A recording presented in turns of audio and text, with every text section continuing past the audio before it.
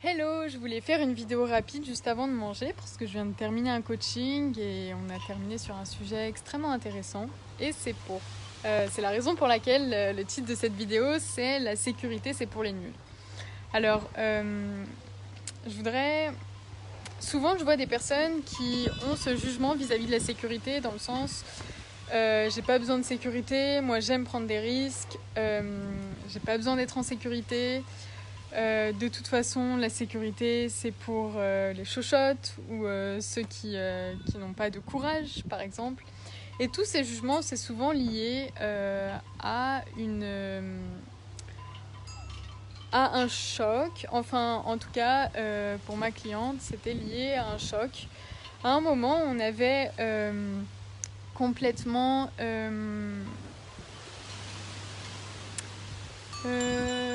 dénigrer, on va dire, son besoin de sécurité dans le sens où elle a été agressée et du coup on n'a pas, enfin évidemment quand on est agressé c'est comme si l'autre enfreint complètement notre être en tout cas et du coup va enfreindre notre besoin de sécurité. Quand on est agressé, on se sent plus en sécurité, on a la sensation que tout peut flancher, cette forme d'instabilité. C'est comme si on est dans une prise de risque totale et on a une angoisse profonde liée à notre besoin d'être humain, d'être en sécurité. Et du coup, pour se reconstruire après un choc comme cela, on va se dire « je n'ai pas besoin d'être en sécurité ». C'est exactement la même chose que quelqu'un qui a vécu une famine ou qui a eu des moments où il ne pouvait que très peu manger, qui va faire un jeûne pour se dire « je peux résister au manque de nourriture ». Donc la personne, son schéma post-traumatique, ça va être « je peux résister au manque de sécurité ». Et du coup, par la suite de son agression, elle va tout le temps rejeter son besoin de sécurité en disant c'est pour les nuls, c'est pour ceux qui manquent de courage, parce qu'elle s'est reconstruite de cette façon-là, en se disant j'ai manqué de sécurité, mais ce n'est pas grave, de toute façon, je n'en ai pas besoin. C'est comme si vous disiez ok, je suis tombée dans les pommes, j'ai manqué de magnésium, je dis n'importe quoi, je vais faire un régime sans magnésium jusqu'à tenir sans jamais tomber dans les pommes. Donc ça peut être une adaptation possible, mais injuste par rapport à nos besoins primaires d'être humain. Vous voyez est-ce que vous comprenez ce que je dis? Et du coup, là où c'était hyper dans sa vie, c'est qu'elle avait ce besoin de sécurité, mais qu'elle n'acceptait pas.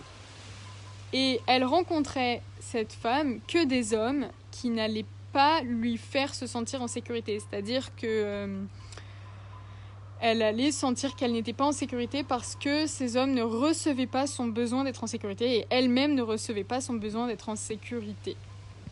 Et elle culpabilisait d'avoir un besoin d'être en sécurité. C'est-à-dire que, par exemple, on lui avait proposé un rendez-vous le soir à 22h, donc d'un ami qu'elle connaissait bien.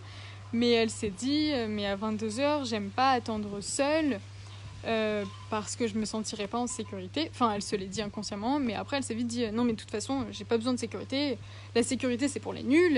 Et puis moi, j'ai du courage. J'attendrai à 22h. Et du coup, elle va à l'encontre de son besoin de sécurité en le rejetant sans arrêt pour se dire je n'en ai pas besoin. De toute façon, on me l'a détruit, démoli dans les moments de mes agressions, pourquoi j'en aurais besoin maintenant? Et du coup, elle va refuter son besoin d'être en sécurité, je le dis encore, et elle va culpabiliser, c'est-à-dire que si cette amie, par exemple, elle lui dit écoute, 22h c'est un peu trop tard, je préfère qu'on se voie à 19h, soit demain, soit après-demain, elle va culpabiliser d'avoir cette exigence, culpabiliser de se sentir un peu chochotte, quoi, et de pas pouvoir prendre de risques. Donc il y a deux solutions possibles quand on refuse son besoin d'être en sécurité. Soit on tape dans le mille, dans le sens où on va à 22h à ce rendez-vous alors qu'on on sent que ça ne nous met pas en sécurité, enfin intérieurement quoi. Soit la deuxième solution, soit on le refuse. Ah ouais mince, j'ai plus la deuxième solution.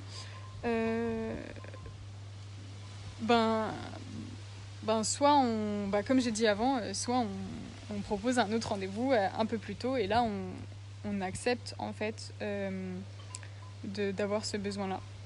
Et ça va être un équilibre en fait entre la prise de risque et la sécurité. C'est-à-dire que ça va plus être l'excès, je prends des risques et je renonce à ma sécurité, ou je suis que dans ma sécurité et je renonce à mon envie de prendre de temps en temps des risques. En fait, ça va être un équilibre entre la prise de risque et la sécurité et plus l'un contre l'autre. Voilà, donc je voulais, cette croyance là que avoir besoin de sécurité c'était manquer de courage. C'est un peu parfois ce que j'entends des coachs qui vont être très durs, très mentales, dans le sens si t'as peur, c'est que t'es une chochotte. Si t'as peur, c'est que t'as pas assez de courage, ou c'est que ton mental est pas assez fort. Non, en fait, si t'as peur, c'est juste que ton besoin de sécurité n'est pas nourri. Et qu'est-ce qu'il faudrait pour le nourrir ? Et quelle est l'angoisse derrière qui est parfois post-traumatique, que tu vas devoir lâcher pour du coup te sentir en sécurité dans cette situation. Ça peut être, par exemple, j'ai été agressée sexuellement. Est-ce que je me force à avoir un nouveau rapport avec quelqu'un, ou est-ce que je lâche les angoisses qui font que je ne me sens plus en sécurité en ayant un rapport avec quelqu'un. Voilà, vous avez deux situations. Soit vous foncez dans le mille et là ça va amplifier vos angoisses. Et c'est une façon d'être un peu guerrière et très brutale pour le corps, d'une part. Et soit l'autre, c'est ok, j'écoute mes angoisses, j'accepte de savoir d'où elles viennent, comment je les ai construites, je les lâche et je me permets de prendre mon temps pour me sentir à nouveau en sécurité dans un nouveau rapport sexuel. Voilà, c'était un exemple. Sur la sécurité, je trouvais cela vraiment concret, intéressant. Donc, est-ce que vous refusez votre besoin d'être en sécurité ? Et ça peut être largement lié à votre épuisement. Si vous êtes épuisé, peut-être que vous êtes épuisé de vous battre contre ce besoin de sécurité, ou vous avez adopté la méthode guerrière, genre je rentre dedans, je m'en fous, j'ai pas peur, ou alors j'inhibe mes peurs, ou je fais comme si j'avais pas peur. Et forcément derrière, il y a un épuisement qui va s'accumuler jusqu'à ne plus avoir aucune force.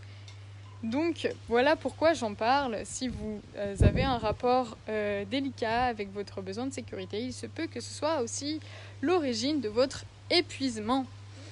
Parce que chaque besoin qu'on refuse, c'est aussi ça va avoir